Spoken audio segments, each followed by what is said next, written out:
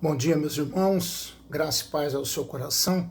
Como prometemos, nessa manhã de domingo, dia do Senhor, estaremos dando início aos estudos da carta de Paulo aos Efésios e gostaria já de orarmos em nome de Jesus. Pai, em nome de Jesus, oramos buscando ao Senhor, pedindo que o Senhor fale ao nosso coração, ministre a palavra ao nosso coração e nos dê as informações dessa carta tão maravilhosa que Paulo escreveu, inspirado pelo Espírito Santo a nós, que chegasse até nós hoje, no ano de 2020, para que fôssemos ministrados e abençoados pelo teu santo e bendito nome. Nós te adoramos, Pai. Pedimos que o Senhor revele a tua palavra ao nosso coração, em nome de Jesus. Amém. Nós queremos passar uma ideia geral da carta, o tema e o versículo principal dessa carta. O tema é os privilégios e responsabilidades da igreja, o corpo de Cristo. Temas e privilégios. E o principal versículo desta carta se encontra em Efésios 1, 22 e 23. E pôs todas as coisas debaixo dos pés, e para ser o cabeça sobre todas as coisas, o deu à igreja, o qual é o seu corpo. Logicamente que toda a carta escrita naquela época, com a vontade de Deus, com a inspiração do Espírito Santo, tinha os seus destinatários. E os seus destinatários eram os santos que viveram em Éfeso, fiéis em Cristo Jesus. Então ele escreve essa carta aos Efésios com importâncias maravilhosas para a igreja daquela época e para a nossa igreja nos dias de hoje.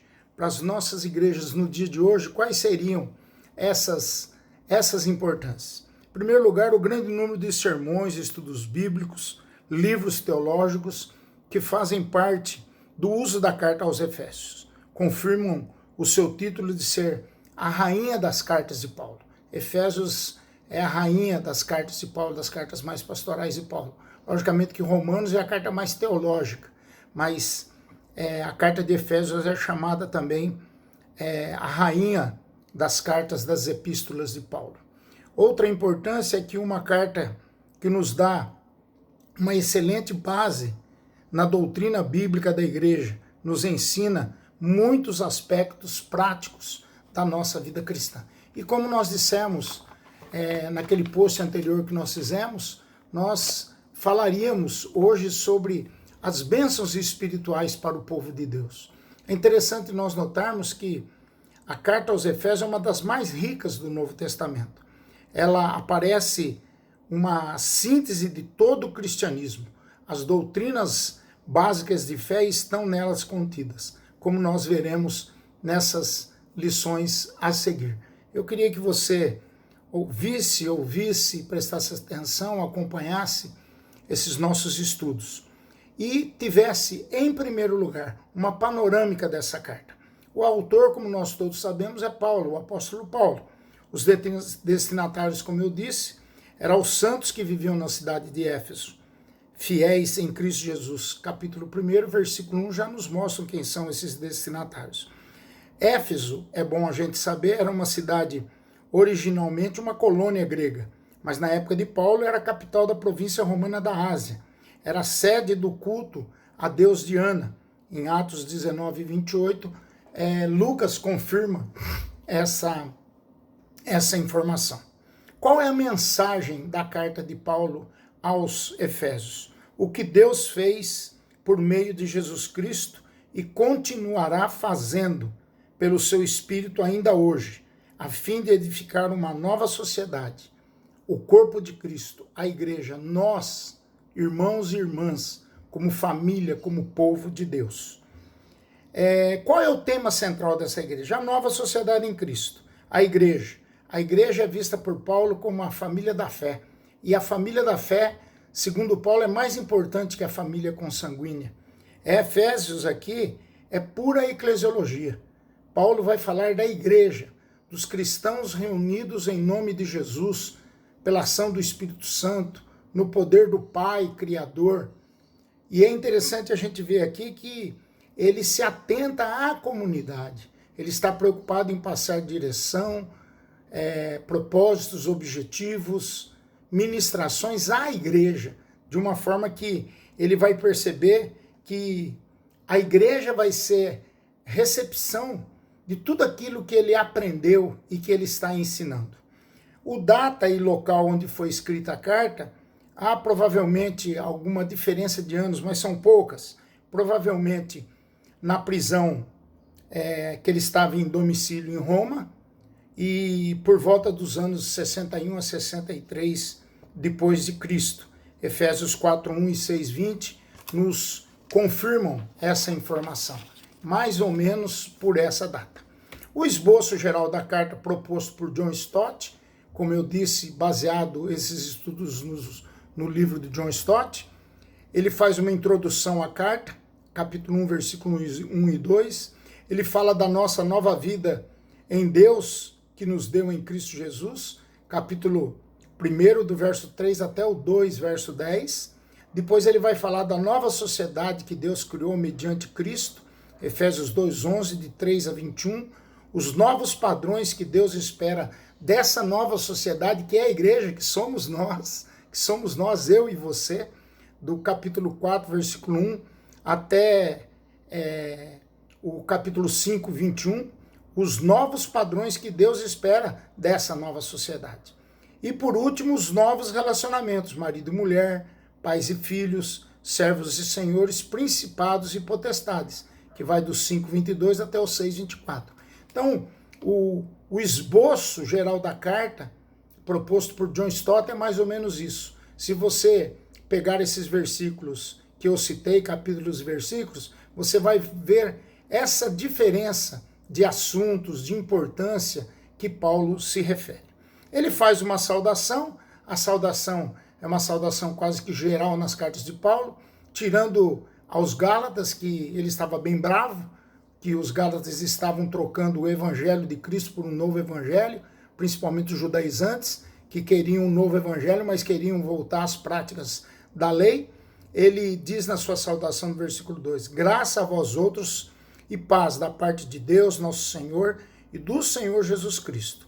Graça era a saudação grega que era usada na época. E paz era a saudação hebraica comum. Então Paulo traz essas duas palavras, que são palavras, principalmente nesse tempo de coronavírus, que devem acalentar o nosso coração.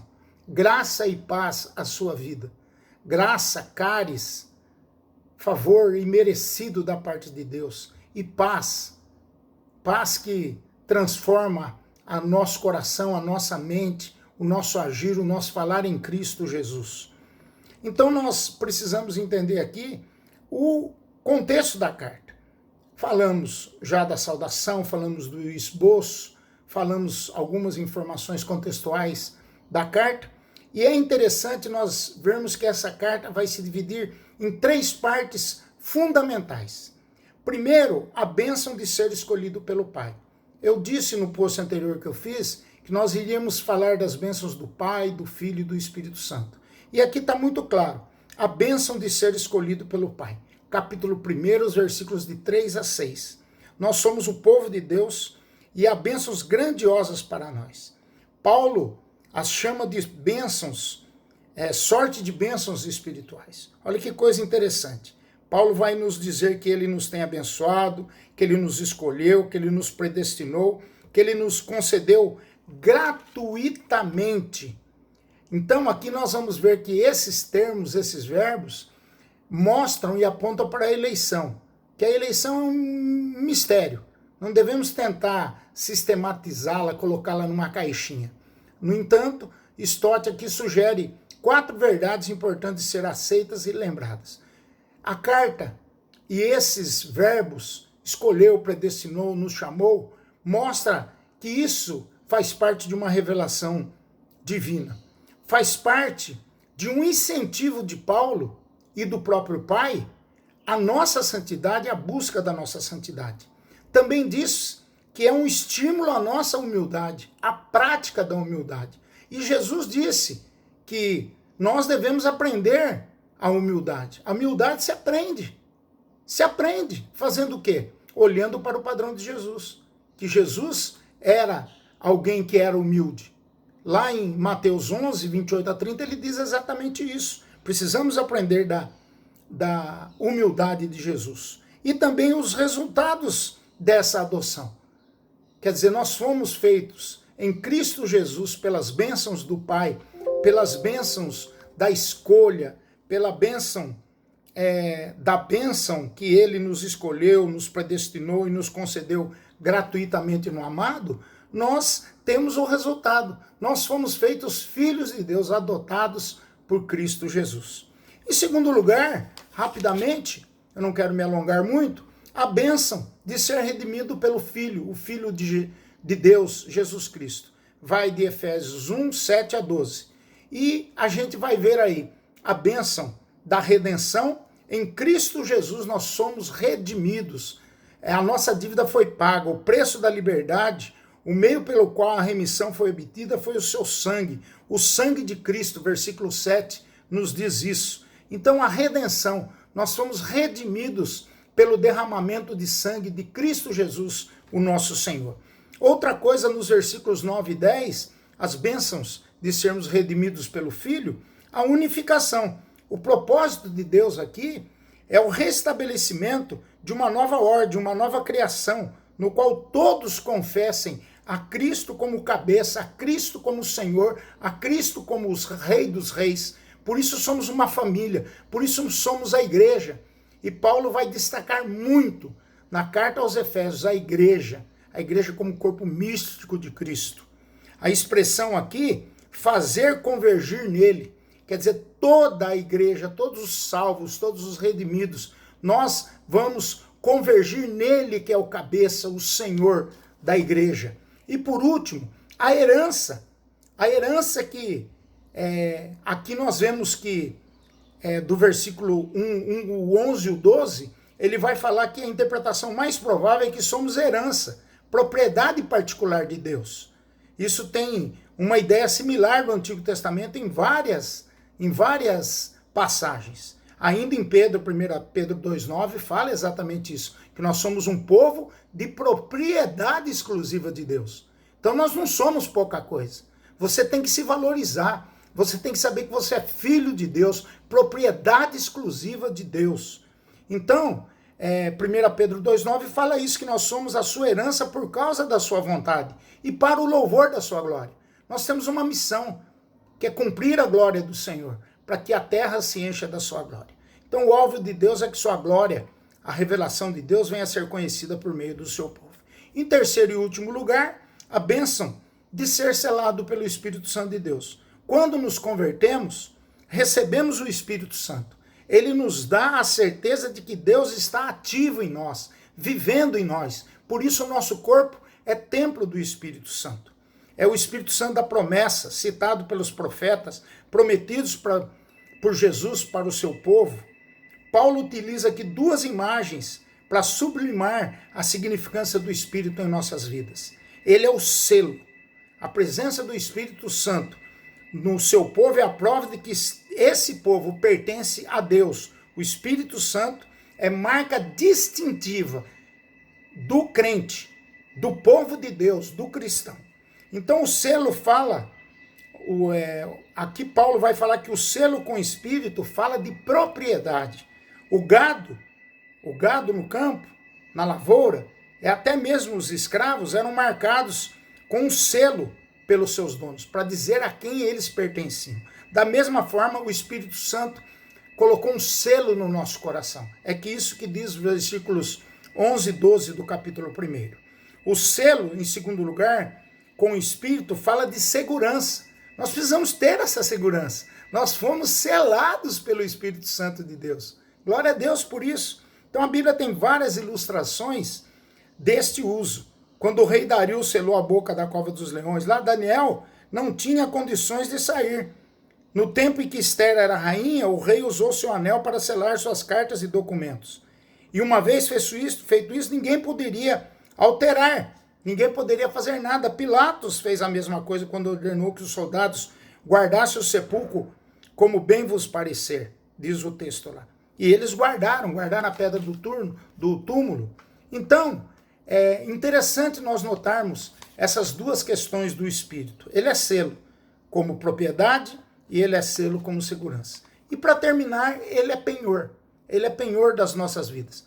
Ele é penhor. Penhor é aquilo que é dado como garantia. Antigamente, hoje quase não tem muito isso, mas antigamente a gente ia à Caixa Econômica Federal, que era a única que fazia, Caixa Econômica Estadual, quando tinha esse banco, eram as únicas que faziam o penhor. Você levava uma joia, pegava o dinheiro pelo valor das joias, e quando você tivesse o dinheiro, você ia lá e tirava a sua joia do penhor. Então, a palavra grega aqui para penhor é arrabon, de origem semítica, cujo sentido original vem do meio comercial, quando uma pessoa comprava algo e dava uma quantia em dinheiro como espécie de entrada, sinal de primeira prestação. Isso tem uma história lá em Gênesis 38:17, leia lá que você vai entender melhor isso. E posteriormente foi usada no grego para falar de aliança de noivado, de casamento, de compromisso, etc. e tal. Então, quando Deus nos deu o Espírito Santo, ele estava se comprometendo a dar-nos toda a herança reservada para os seus filhos no céu. Isso deve alegrar o seu coração. Foi dado uma herança para você reservada nos céus, reservada na Nova Jerusalém. Isso deve motivar o seu coração a ter mais fé, a buscar mais a Deus, sabendo que Deus nos deu o Espírito Santo como penhor, como segurança e como propriedade sua, acima de tudo. Então, a gente precisa entender que para os dias de hoje a gente precisa fazer uma pergunta. Porque toda pessoa que diz estar em Cristo deve ter essa segurança que o Espírito Santo oferece. Por tudo isso que nós falamos, o penhor, a situação das bênçãos que o Espírito Santo nos sela, a bênção do Espírito, as bênçãos do Filho, somos redimidos, somos unificados, temos a herança de Cristo e somos abençoados porque nós somos escolhidos por Pai. Isso é uma revelação divina, uma revelação que incentiva a santidade, a humildade, a adoção. Somos e pertencemos à família da fé. Semana que vem nós iremos falar um pouco sobre oração para iluminação e conhecimento. Texto muito conhecido de Efésios 2, principalmente de 1-9, que é uma oração de Paulo, uma oração diferente que nós estaremos estudando na semana que vem. Fique firme, Deus abençoe você, abençoe a sua família, que você tenha as precauções devidas em relação a essa pandemia que está aí, não saia da sua casa, se você puder, não saia, só em último caso, aqueles que têm que trabalhar, situações extremas, porque não é brincadeira. A gente tem visto que a curva da pandemia no Brasil está sendo maior do que na Itália. E a Itália já registrou mais de 4.000 mortos. Então, que essa palavra de Deus possa inundar o seu coração. Que esse estudo possa trazer essa ideia que as bênçãos do Pai nos dão, que é uma revelação divina, que é um incentivo à nossa santidade, que é um estímulo à humildade e que é um resultado da adoção. Nós fomos adotados em Cristo Jesus para Deus. Pense nisso, reflita sobre isso e que Deus nos ajude, que Deus nos dê uma semana abençoada em nome de Jesus. À noite nós estaremos fazendo uma pregação também e divulgando, postando em torno das 19 horas. Fique esperto, fique ligado no WhatsApp, nos grupos da igreja, para que você receba alimento diário da palavra de Deus. E a partir de segunda-feira, eu estarei orando todos os dias com a igreja. Estaremos colocando um tema para a oração. Nós temos muito tema. E colocaremos um tema para que esse tema seja orado, ou vários temas para serem orados em nome de Jesus. Deus abençoe a sua vida em nome de Jesus. Amém.